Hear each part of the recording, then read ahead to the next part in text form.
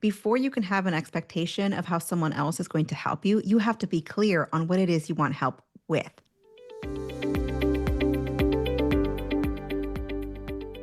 Hey there, welcome back. If you're listening, whether you're on the Uncommon Career or the Daring to Succeed podcast, today Julian and I are coming together to talk about the boss who doesn't advocate for you. And so, if you're in this situation, you already know when your leader isn't championing your growth. But just to get started, I'm going to give a couple of the signs so that if you're not in the loop on this, you will absolutely be able to self assess. And then Julian and I are going to talk about some ways to build your visibility and how to shift into a method of self advocacy. So, really, really quickly, some ways, some red flags to know when your leader isn't championing your growth is when you sense that there's just not any advocacy. Let's say there's a big project coming up that your leader knows that you really want to grow in this area, but they don't actually put your name forward for it. Or maybe your leader tells you what needs to get done, but then they don't coach you or give you any feedback. That tells you they don't have the information they need to also advocate for you when you're not in the room. If they're withholding opportunities, or if there seems to be relatively low investment in your career path, maybe the conversation's not even being had about where you want to go from here or how you can grow as a professional. If you feel a bit of gatekeeping, maybe not sharing information with you when other leaders are sharing opportunities with their team members, those are some ways that can tell you your boss might not be advocating for you.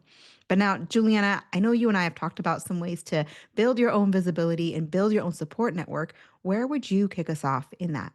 Yeah, I think even before we get into the visibility part, as you were talking about like the really super clear signs that you're not getting the advocacy that you need from your leader, I was also thinking of a client that I'm working with right now who it's come up over and over again with her that she's not getting the advocacy that she expects from her leadership. But when we actually break down the examples, her leadership is advocating for her, and there was a bit of a disconnect between her expectations and what they were doing. So they were actually going out, speaking on their behalf, trying to get her opportunities, but it was a very specific thing she was looking for from that advocacy that was missing. And that's kind of what we were targeting in on. So, kind of before we get into the meat of things, I just wanted to put that little thought in your head as well is to also kind of check your own expectations of what that advocacy looks like so that you can be really targeted with what needs to be fixed. Because it could be that they're advocating for you and what you're expecting maybe is reasonable, but maybe just that one extra step that they're not willing to do.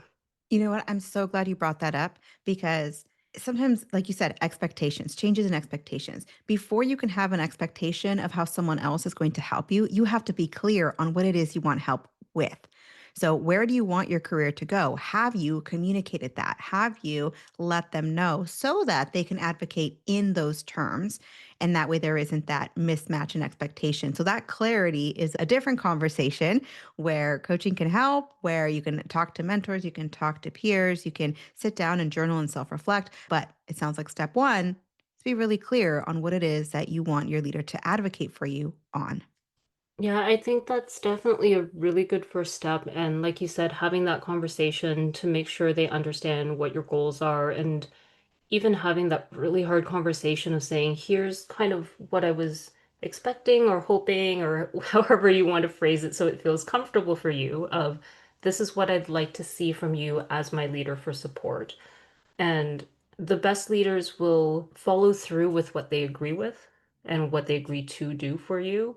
And I think to Patricia's earlier point, the tricky part is when they agree to something and then don't actually do it, which I think is a little bit different than, maybe you go to your leader and say, I want all these things. They're like, yes to these three, but no on this one. That's a very different perception of how they can support you because they're obviously willing to support you and it could just be a very personal thing or maybe an HR policy that they're not allowed to kind of overstep to a certain degree. Oh my gosh, that's such a great conversation to have in terms of understanding. your communication, not just what you're communicating to them, but also what they're communicating to you and holding them accountable to the things that they say. And this actually is coming to my mind because I just talked about it with a client literally like 20 minutes ago before you and I started our conversation. But we actually have episode 93, which is a career advancement plan, where we actually talk through how you can help your boss hold themselves accountable. There's so many different ways when you're having that conversation. Make sure that you're not asking a question where the answer is yes, I agree, or no, I don't. But instead, you're asking an open ended question where they have to, if you're asking, would you approve for me to do X project? Instead, ask, how do you think I can help with X project? Now they have to, in their mind, make the decision and then commit to it verbally that yes, you are a good fit, and here is how you can help. Then you can take their words back to them in the future. And same thing with feedback. Not going to go into all of that, but I'm sure, Juliana, you might have a potential episode as well where you've talked about some of these things. Maybe we can link those in the description for people to go ahead and refer to them. Yeah, absolutely. I can think of a couple, and we'll for sure have those links in the show notes for everyone to look at. Yeah, absolutely. And one of the other things that comes to my mind is there's the concept of the boss who doesn't advocate for you. And I feel like there's two camps, two directions that you can go in. And sometimes both are helpful to target. One of them is helping, like managing up, helping your boss advocate for you. And it starts with that clarity, but then also it starts with your boss can't advocate if he doesn't have the information necessary to advocate, meaning you want to make your wins proactively visible. It's a skill to kind of toot your own horn with a bit of humble confidence. Some people are like, oh, I don't want to brag. I don't want to this. I don't want to that. Well, guess what? There's no other way that people are going to know the great work that you did. And if it's truth, it's not bragging. If you think about the motive behind what you're saying, it's not bragging. It's sharing the facts that need to be shared to help your leader make good decisions on who to put forward for what projects. And so that's one camp is what can you do to manage up and to, in a sense, kind of educate your leader on how you are making progress with the organization. The other camp is looking for other ways that you can make your work visible. And so it's like, let's work to help my boss advocate for me. And at the same time, let's advocate for ourselves, right? Let's find other opportunities to get cross functional exposure, to find mentors in different areas, to be able to leverage social platforms like LinkedIn, for example. So, what are your thoughts as far as building a plan for yourself when this is the case? Yeah, I wanted to start with something that you touched on earlier with the managing up part, because sometimes what I see with my clients is that they will have that conversation, yay, but the feedback that they get from their boss is it's where that sticky point is, right? So they may say, "Oh, these are my goals, this is what I want to do." Their boss comes back and says, "Okay, for me to be able to advocate for you or for me to be able to help you with this promotion or whatever it is, these are the things I need to see from you." And sometimes the stalling point is just the agreement on that list in the first place. And this gets really tricky because, on the one hand, you've got a boss who said, "Okay, I'm holding you accountable. For me to be able to do what I think I need to do as your boss, I need to see ABC." If you're disagreeing with A, B, and C, I think that's a really good checkpoint for you to kind of reflect, have a conversation with a coach or a mentor to kind of dig a little bit deeper to see why are you resisting that, right? If your boss has actually given you this really clear checklist of just do these things and yes, I'll hold up my end of the bargain. Do you really want the end result if you're not willing to do those things? Or what is it about those things that you're resisting to do in order to get to that end result?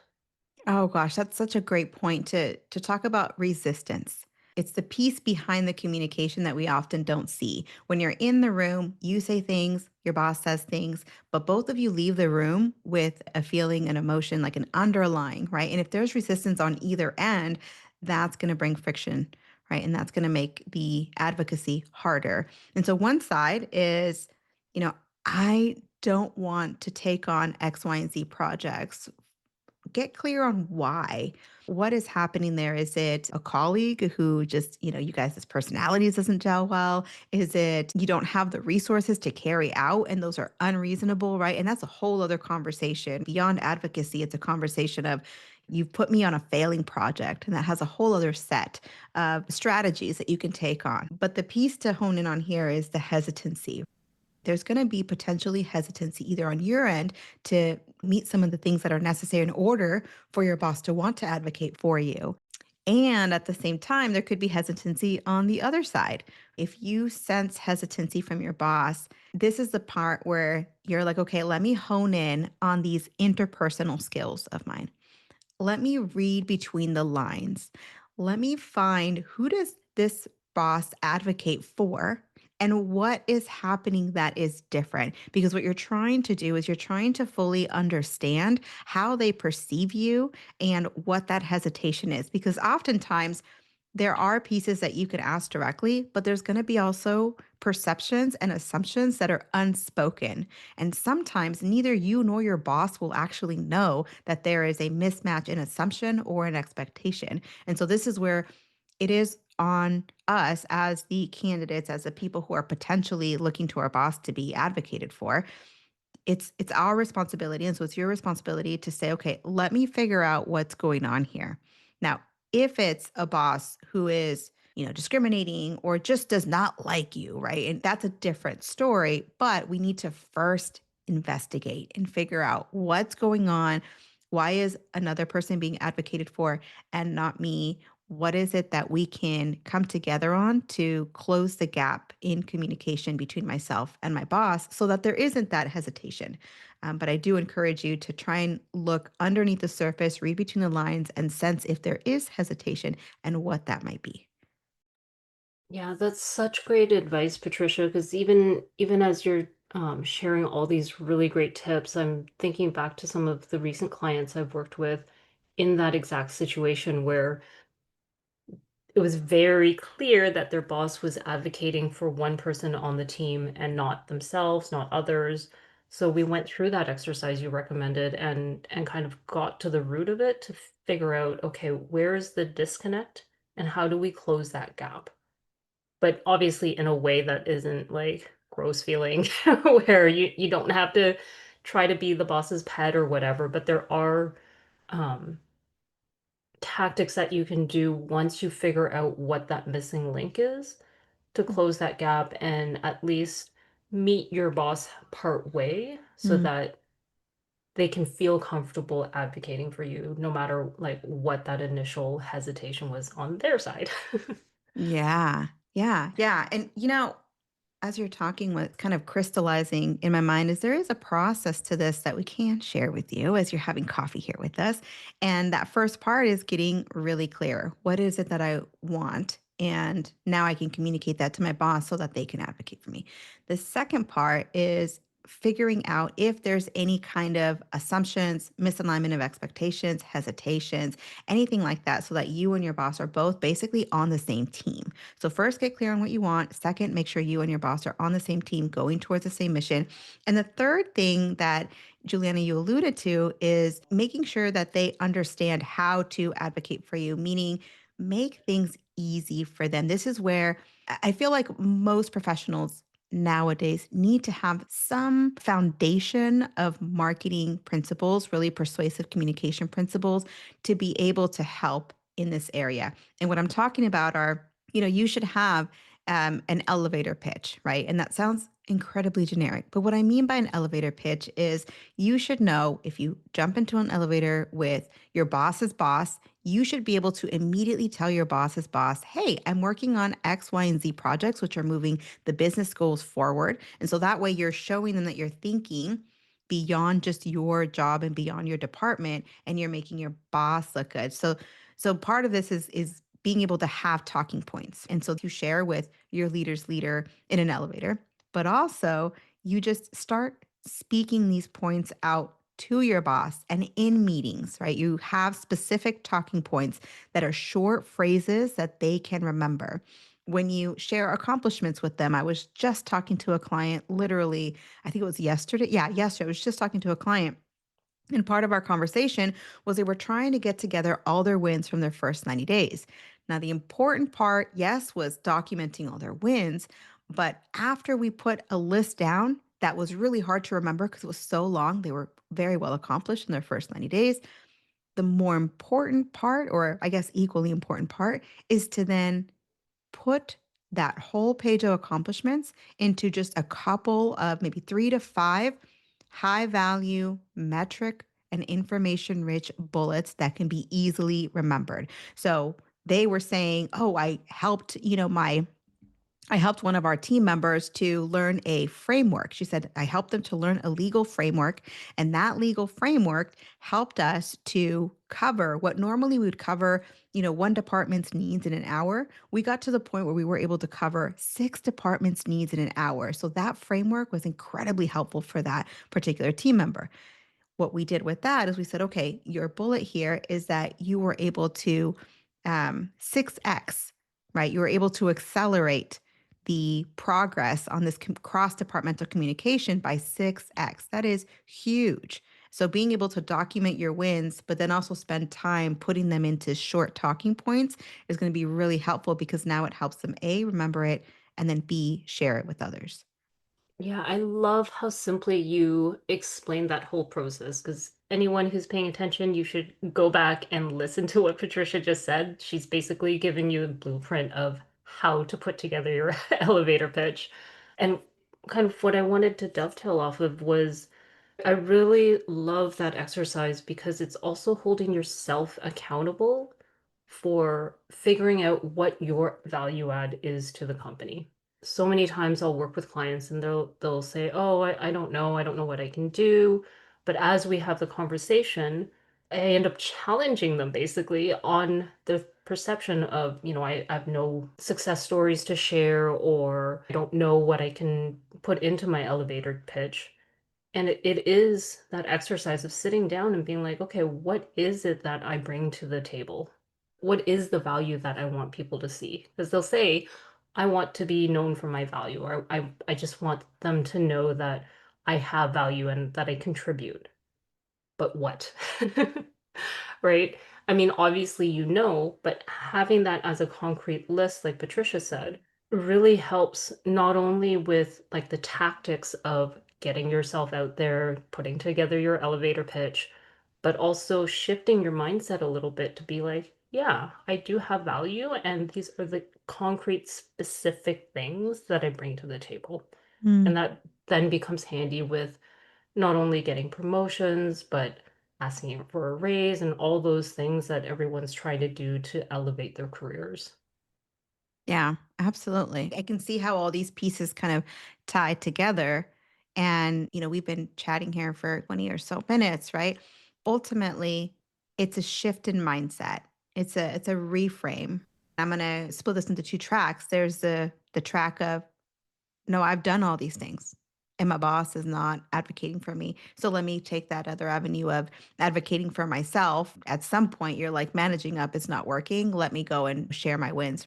But then the other track is, oh, I didn't actually realize that I hadn't taken the time to get clear. I hadn't taken the time not only to clarify my goals, but also to clarify what exactly I need to get there in very clear terms to say, I want to get to a director level position. And in order to do that, I need to get experience with budgeting, or I need to get experience with a larger team, or whatever the case might be.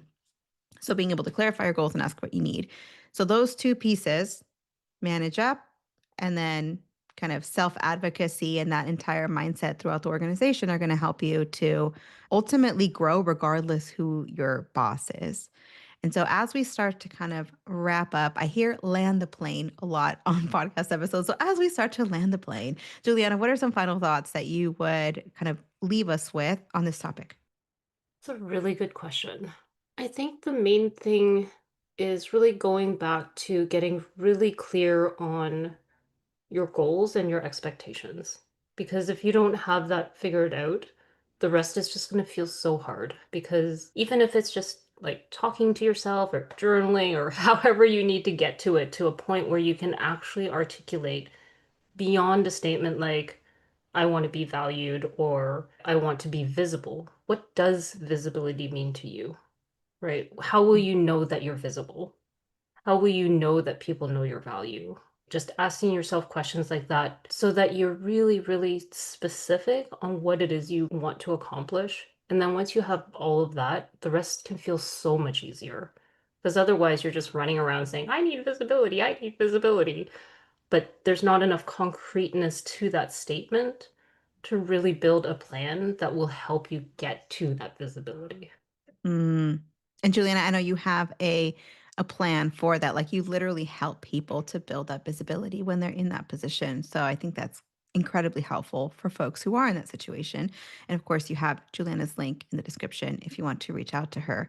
I think on the flip side, a final thought for me is I think of the phrase like make advocacy frictionless, like take away the friction. This is where a lot of what I do comes in, which is a lot of the branding. And this is where we take all of your accomplishments, but we package it in a way that's really easy to understand, remember, and share. So that's what you want. You want people to be able to see your value clearly, which starts with what Juliana was talking about. Get really clear on your value, but then put it in a way that people understand it. They absorb it quickly. Think about, reading 10 pages of dense text versus reading a bulleted one pager that has three bullets, an infographic, and one statement.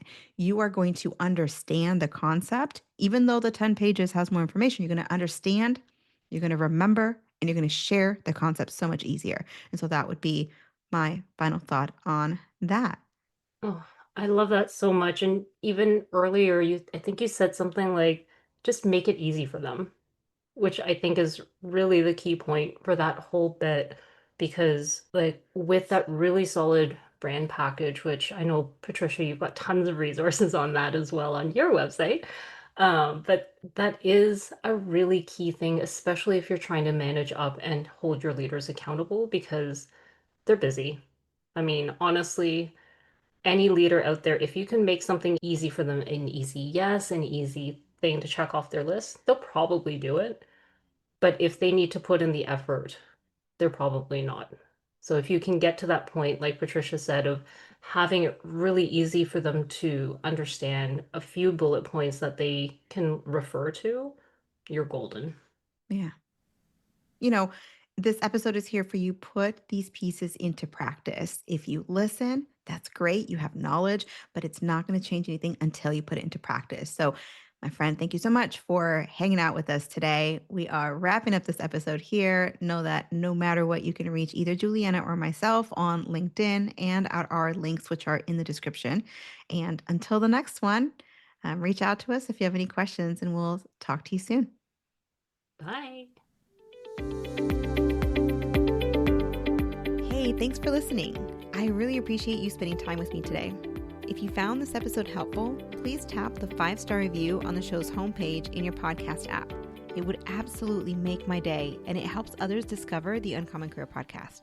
Now, to download your free career resources and learn how I help seasoned professionals land amazing offers in as little as 90 days, click on the link in the description or go to theuncommoncareer.com. Thanks again, and I'll see you on the next one.